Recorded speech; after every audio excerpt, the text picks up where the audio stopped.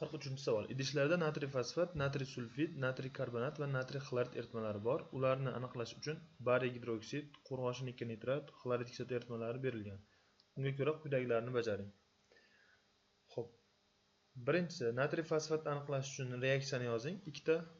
Ikkinchisi, natriy sulfidni aniqlash uchun reaksiya yozing, 2 ta.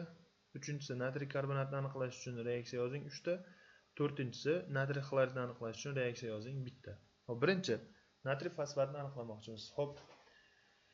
Bizda natriy fosfatni aniqlash uchun qo'rg'oshin nitrat bilan bariy gidroksiddan foydalanilyapti. Sababi qo'rg'oshin fosfat oq cho'kma, bariy fosfat ham oq cho'kma. Ya'ni ikkalasi ham cho'kma hosil qiladi. Shundan aniqlab olsa bo'ladi natriy fosfatni.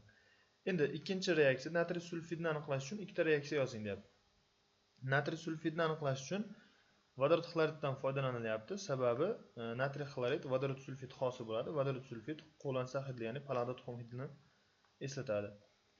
Endi natriy sulfid uchun yana qo'rg'oshin nitratdan foydalanilyapti.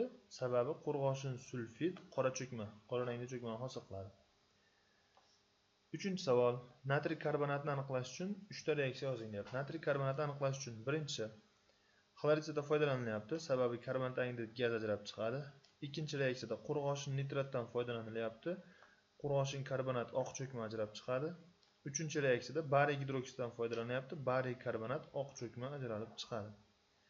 Xo'p, to'rtinchi savolda natriy xloridni aniqlash uchun reaksiya yozingan bitta. Demak, natriy xloridni qo'rg'oshin nitrat ta'sir ettirib aniqlayapmiz. Sababi qo'rg'oshin 2 xlorid oq rangli cho'kmani hosil qiladi. Demak, shu reaksiyalarga javoblar berilgan to'g'ri.